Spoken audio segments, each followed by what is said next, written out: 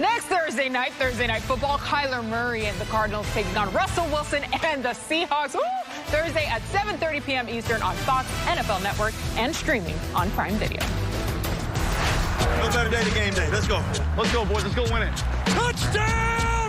Seahawks! We're coming back. Let's go. You wanted more top shelf serving. There it was from Jared Goff and the Rams. I love that. Yeah, I love that. Perfect pass by Russ. No doubt about it. Russell Wilson comes back.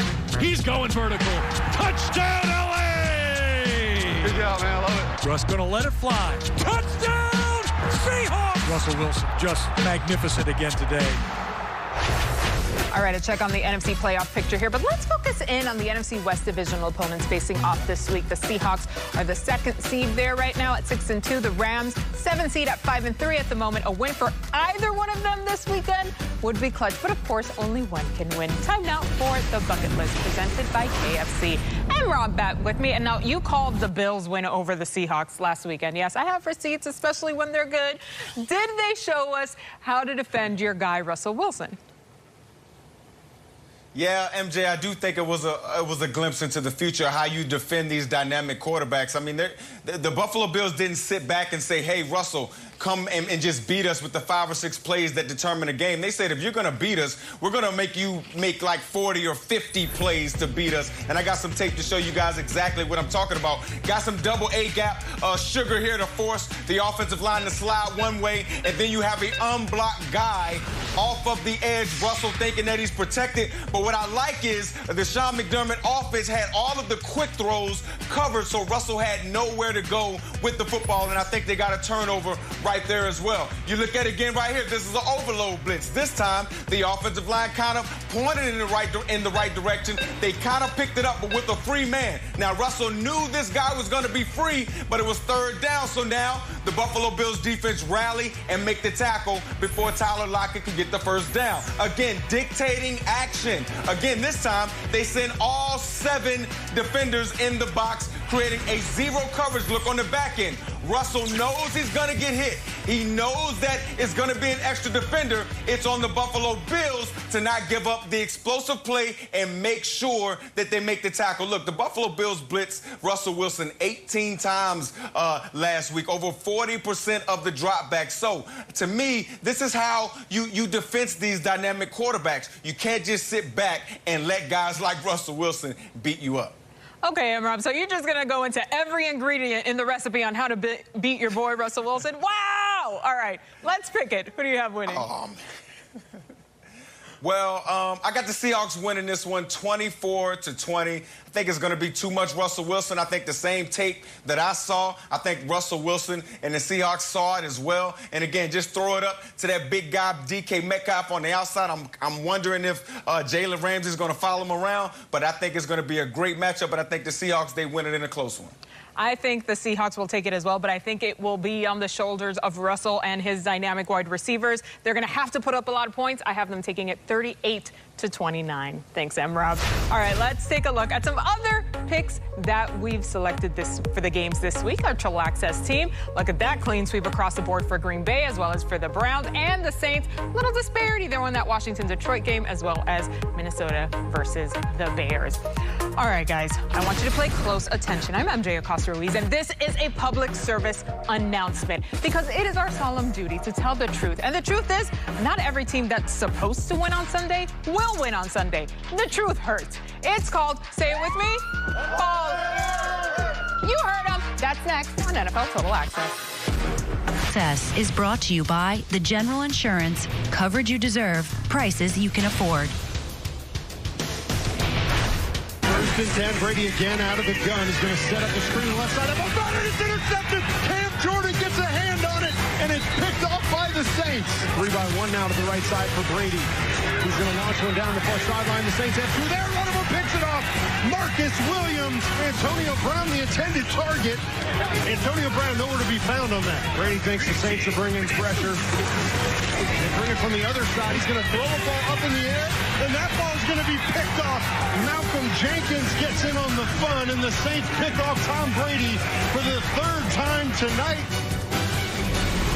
Time now for the real Mike Rob report. And Rob, the Saints were all over for Tom Brady last week. How much pressure is on this group to keep Tom Brady upright against the Panthers?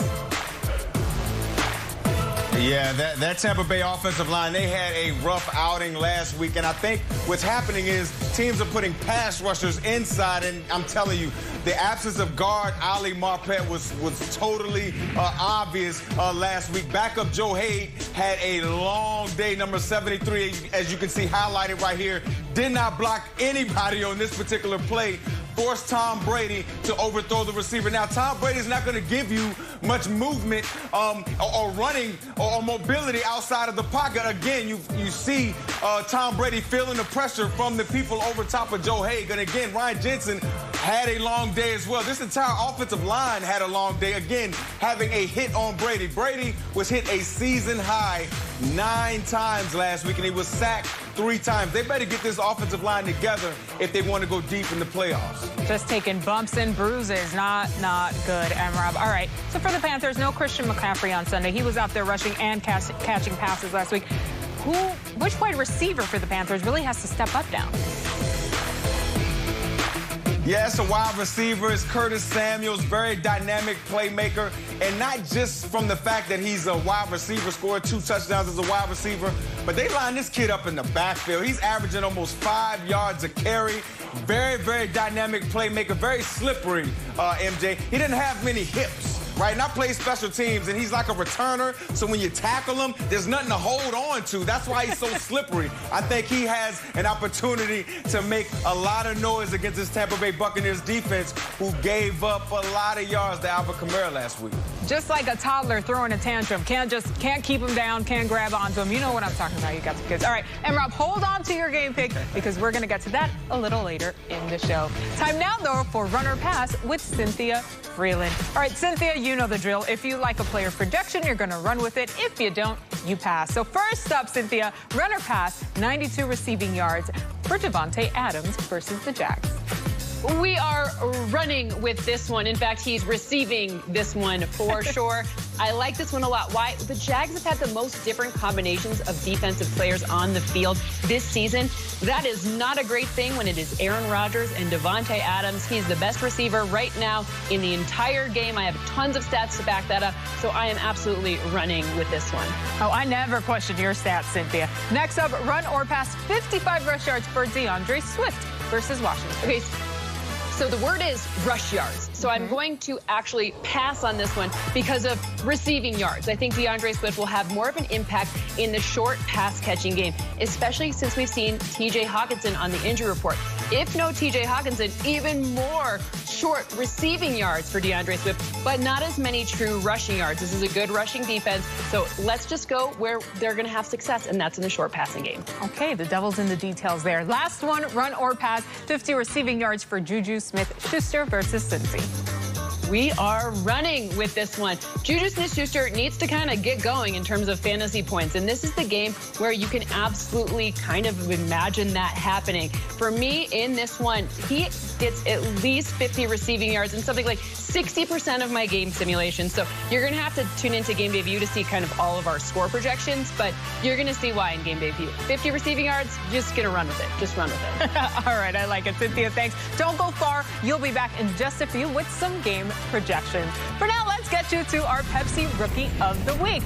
And the honor goes to, again, Justin Herbert. He broke Cam Newton's record of 2,103 for most pass yards thrown in first 7 starts of a rookie, for a rookie actually, at least since 1950. He just keeps taking them. All right, let's take a look at the NFL Total Access Picks leaderboard this week while we're at it. I'm still holding on in first place, 89-36. M-Rob right there on my heels, 82-43. David Carr, James Jones, despite killing it on Thursday nights lately, are rounding out 3rd and 4th spot. So here we go. Another week, another chance to maybe beat you guys. Let's start with Dolphins Chargers. David, who are you picking in this one? I think this is going to be a pretty good defensive battle. 2 good young quarterbacks, but you just showed the reason I'm picking the Chargers, because Justin Herbert has a fearless attitude when he's playing against really tight defenses. If they bring pressure, if they think they're going to take chances with him, he's going to hit one more big play than Tua. So I'm going to go 21-17 Chargers. Whoo-wee. Listen, both these young quarterbacks are absolutely balling. Matter of fact, the young quarterbacks in the National Football League is taking over. But I'm taking Herbert in this one as well, man. He's just playing lights out. I mean, there's not a throw that he cannot make. He's making everybody around him better. That offense is clicking. I do not see the Miami Dolphins trying to keep up with Justin Herbert. I like them in this game. Have you seen this Dolphins defense lately, James? I'm just saying, take a close eye. But I do believe in young Tua and what he showed us. I'm going with the Dolphins, 36-28, the final score. Guys, you are in first. Prevailing Wisdom says the Seahawks and Rams will be the highest scoring game of the week. Coming up next, why that is an understatement. Prevailing Wisdom also says that with Big Ben, the Steelers can't lose. Why James Jones says that is categorically false. Plus, why